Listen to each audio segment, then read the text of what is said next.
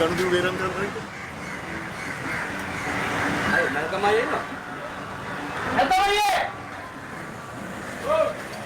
කතා කරනවා.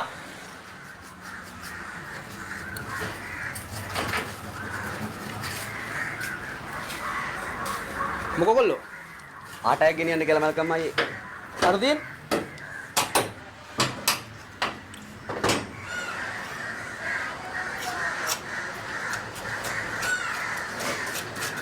මෙතන කීයක් තියෙනවද?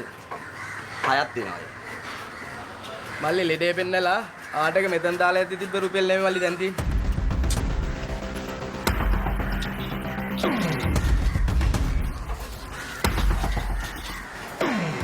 බඩු හදලා මාසයක් තිස්සේ මල්ලි මෙතන වේලෙනවා. දැන් මල්ලි බින්කුලියත් එක්ක 8500ක් එනවා. 8500ක් දීලා මල්ලි බඩු අරගෙන යන්න. මම ඔයාලට සිංහලෙන් කියවන මල්ලි සක්‍රය පුතා වයිම ඇවිල්ලා කිව්වත් ගනුදෙනුවේ වෙනසක් වෙන්නේ නැහැ. මං ඒතකොට ගියේ වාහනේ දුවන ගමන් අයියට ගෙනෙල්ලා දෙන්නම්. මං අසනීප වෙලා හිටපු ඉඳන් එන්න බැරිුණා ආටයක් ගන්න. අනික අම්මා විතරයි අයියා ගෙදර ඉන්නේ. එවන්න වෙන පිරිමි කෙනෙකුත් නැහනේ. ප්‍රශ්න මල්ලි කාටවත් තියෙනවා. එහෙම කියලා මල්ලි ඒව කාගේවත් කරපිරින් දාන්න බෑනේ. කීයද දැන් වෙනස? 2500යි අනර්ගයි. ගනුදෙනු බේරලා ඉන්නකෝ.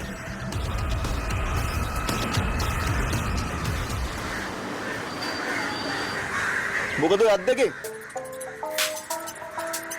ඔයාගේ ගුරුද දෙගුරුද? සිරේ මේ ආටගේ අතුර දීපන්.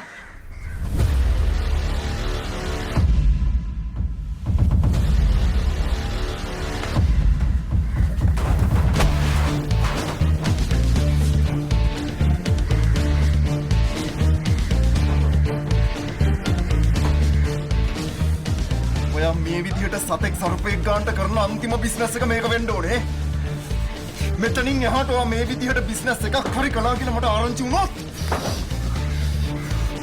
මම ගුවන් පාලමේ ඉල්ලනවා ඇඳුම් නැතුව. ඉරුණාද? කියා දෙන්න ආදරේ